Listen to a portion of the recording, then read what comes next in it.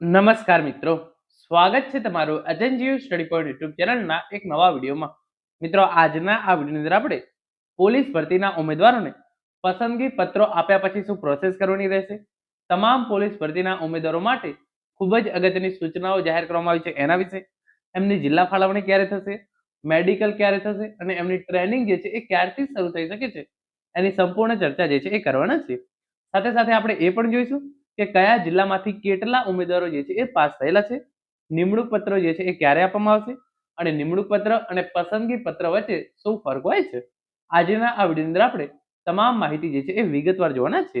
તો હવે શરૂ કરીએ આજનો આ વિડીયો. તો તમે જોઈ શકો છો પોલીસ ભરતીના ઉમેદવારોને પસંદગી પત્રો આપ્યા પછીની પ્રોસેસ, જિલ્લા ફાળવણી, મેડિકલ અને ટ્રેનિંગ તમારું જે છે એ ક્યારે હશે એની ઇન્ફોર્મેશન મેળવીશું. કયા જિલ્લામાંથી કેટલા ઉમેદવારો પાસ થયા છે એની ઇન્ફોર્મેશન મેળવીશું. નિમણૂક પત્ર જે છે એ ક્યારે આપવામાં આવશે, નિમણૂક પત્ર અને પસંદગી પત્ર વચ્ચે શું ફરક છે એ પણ જે છે એ આપણે વિગતવાર જોવાના છે. તો સૌપ્રથમ જે આ ઓફિશિયલ પરિપત્ર છે એ આપણને સૌને ખબર છે એ પ્રમાણે તારીખ 23/12/2025 ના રોજ સાંજે 4 વાગે તમને જે છે એ પસંદગી પત્રો જે છે એ માનનીય મુખ્યમંત્રીના વરદ હસ્તે રામકથા મેદાન સેક્ટર 11 ગાંધીનગર ખાતે જે છે એ આપવામાં આવનાર છે. તો જે પણ ઉમેદવારો સિલેક્ટ થયેલા છે એમને જે છે એ કોલ અથવા ઈમેલ જે છે એ આવી ગયેલો હશે. તમારા જિલ્લામાંથી જે બસ છે એ તારીખ 23/12/2025 ના રોજ જે છે એ ગાંધીનગર ખાતે આવશે. તમારું જે નજીકનું પોલીસ સ્ટેશન હશે એમના દ્વારા જ તમને જે છે એ આ કાર્યક્રમ માટે બસમાં લાવવામાં આવશે અને લઈ જવામાં આવશે. એના માટેનો કોલ છે એ પણ તમને મળી ગયો હશે. તો તારીખ 23/12/2025 સાંજે 4 વાગે તમને જે છે એ પસંદગી પત્રો છે એ એનાયત કરવામાં આવનાર છે. હવે આપણે વાત કરીએ કે કયા જિલ્લામાંથી કેટલા ઉમેદવારો જે છે એ પાસ થયેલા છે.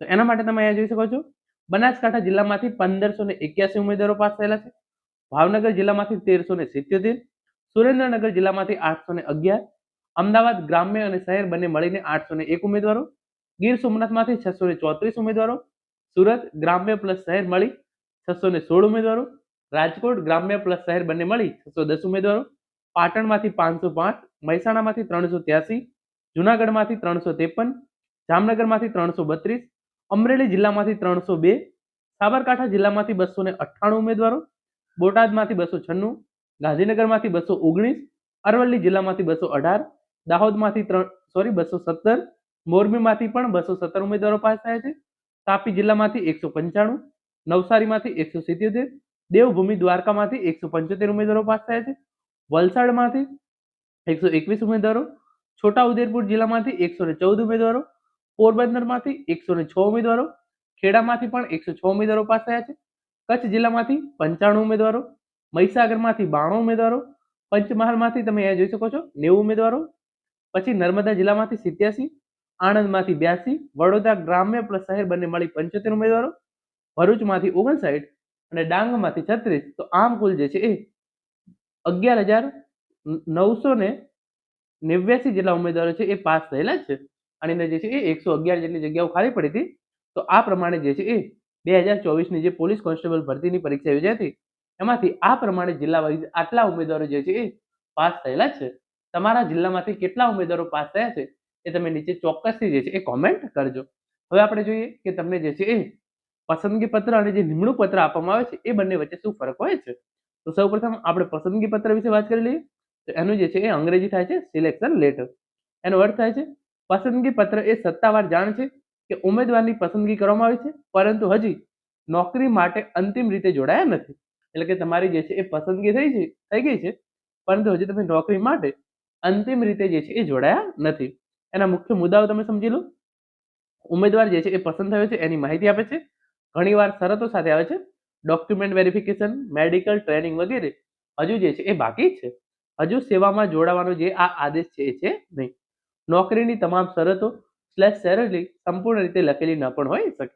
તો જ્યારે તમને પસંદગી પત્ર આપવામાં આવે એનો મતલબ થાય કે તમે આ પોસ્ટ માટે જે છે એ પસંદ થયા છો પરંતુ તમારું ડોક્યુમેન્ટ વેરિફિકેશન, મેડિકલ ટ્રેનિંગ જે છે એ હજુ સુધી બાકી છે. આ સેવામાં જોડાવાનો આદેશ છે નહીં. તમે આ જોઈ શકો છો. ઉદાહરણ તરીકે તમારી પસંદગી કરવામાં આવી છે, આગળની પ્રક્રિયા બાદ તમને નિમણૂક પત્ર આપવામાં આવશે. તો પોલીસ કોન્સ્ટેબલ માટે તમને જ્યારે 23 તારીખે પસંદગી પત્ર આપવામાં આવશે તો એનો મિનિંગ થાય છે કે પોલીસ કોન્સ્ટેબલની જોબ માટે તમારી પસંદગી કરવામાં આવી છે, આગળની પ્રક્રિયા પૂરી થઈ જશે એના પછી તમને જે છે એ નિમણૂક આપવામાં આવશે. આપણે આગળ વાત કરીએ કે જે નિમણૂક પત્ર હોય છે એનો શું મિનિંગ થાય છે. જે નિમણૂક પત્ર છે એનું અંગ્રેજી નામ છે અપોઇન્ટમેન્ટ લેટર, અને એનો અર્થ થાય છે નિમણૂક પત્ર એ અંતિમ અને કાનૂની દસ્તાવેજ છે જેના આધારે ઉમેદવાર નોકરીમાં અધિકૃત રીતે જોડાય છે. તો તમને જે છે એ જ્યારે નિમણૂક પત્ર આપવામાં આવે ત્યારથી તમારી જે પોલીસ કોન્સ્ટેબલની નોકરી છે એ શરૂ થાય, તમારે એમ જે છે એ માનવાનું જ છે. એના મુખ્ય મુદ્દાઓ તમે જોઈ લો. ઉમેદવારને જે છે એ અપોઇન્ટ કરવામાં આવે છે. પોસ્ટ, પગાર, જોડાવાની તારીખો, કાર્યસ્થળ, સ્થળો, શરતો વિશે જે છે એ વિગતે ઇન્ફોર્મેશન લખેલી હોય છે. આ પત્ર બાદ ઉમેદવાર સેવામાં જોડાઈ શકે છે. કાનૂની રીતે મહત્વપૂર્ણ દસ્તાવેજ. તો જ્યારે તમને નિમણૂક પત્ર મળે એ દિવસથી તમને જે છે એની અંદર તમારે કયા દિવસે જે છે એ નોકરીમાં હાજર થવાનું છે, પોસ્ટ કઈ છે, તમારો પગાર કેટલો રહેશે, કયા સ્થળે તમારે હાજર થવાનું છે, તમારે કઈ કઈ શરતોનું પાલન કરવાનું રહેશે, એ તમામ ઇન્ફોર્મેશન જે છે એ નિમણૂક પત્રની અંદર લખેલી હોય છે. એકવાર તમને નિમણૂક પત્ર મળી જાય એના પછી તમે જે છે એ સેવામાં જોડાઈ શકો છો. અને એનું જે છે એ એક્ઝામ્પલ તમે અહીંયા સમજી લો. તમને અમુક તારીખથી અમુક પદ પર નિમણૂક આપવામાં આવે છે. તો જે તમારો નિમણૂક પત્ર હોય એની અંદર જે છે એ તારીખ લખેલી હશે અને એ તારીખથી તમારી જે છે એ નોકરી શરૂ થઈ જતી હોય. તો આ વાત થઈ ગઈ પસંદગી પત્ર અને નિમણૂક પત્ર વચ્ચે જે છે એ શું ડિફરન્સ છે એની. આગળ આપણે વાત કરીએ કે તમને જે છે એ ટ્રેનિંગ ક્યારે આપવામાં આવી શકે છે, મેડિકલ તમારું ક્યારે શરૂ થશે અને તમારી જે છે એ જિલ્લા ફાળવણી ક્યારે શરૂ થશે. તો એલઆરડીના મિત્રોને જે છે એ 23 તારીખે પહેલા પસંદગી પત્ર આપવામાં આવનાર છે. તો 23 ડિસેમ્બરે તમને જે છે એ પસંદગી પત્ર આપવામાં આવશે. જે 2022ની ભરતી હતી એની અંદર કઈ રીતે થયું હતું, તો 29 ઓક્ટોબર 2022ના રોજ જે છે એ ત્યાં પસંદગી પત્રો જે છે એ આપવામાં આવ્યા હતા. જાન્યુઆરી 2023ના છેલ્લા અઠવાડિયામાં જે છે એ મેડિકલ થયું હતું. તો ઓક્ટોબર મહિનો જે છે એ ઓલમોસ્ટ પૂરો થઈ ગયો હતો. ત્યારે તમને જે છે એ નિમણૂક પત્રો આપવામાં આવેલા હતા પાછલી ભરતીની અંદર. તો 29 ઓક્ટોબર 2022ના રોજ જે છે એ પસંદગી પત્રો અને એના જે છે એ અંદાજિત 3 મહિના જ્યાં સમય પછી તમારું જે છે એ મેડિકલ થયું હતું. તો આ રીતે જે 2023-2025નું જે ડિસેમ્બર પૂરું થાય છે ત્યારે તમને જે છે એ પસંદગી પત્રો આપી રહ્યા છે. તો એના પછી માર્ચની અંદર તમારું જે છે એ મેડિકલ થઈ શકે છે.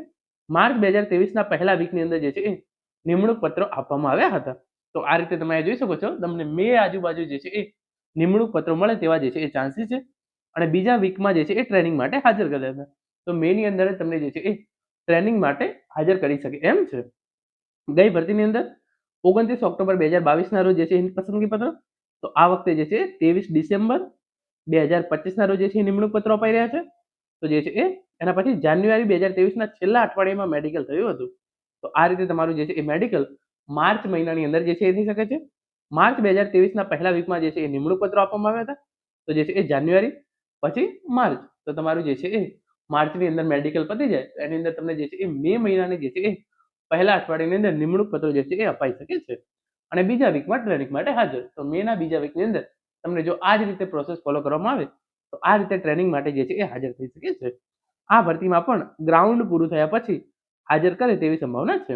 તો તમારું ગ્રાઉન્ડ પૂરું થઈ જાય તમામ ઉમેદવારોનું, એના પછી ઉમેદવારોને જે છે એ હાજર કરે તેવી પૂરેપૂરી જે છે એ સંભાવના છે.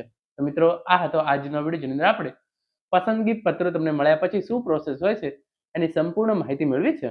આશા રાખું છું આજનો આ વિડીયો જે છે તમને ચોક્કસથી ઉપયોગી થશે. Thank you so much for watching.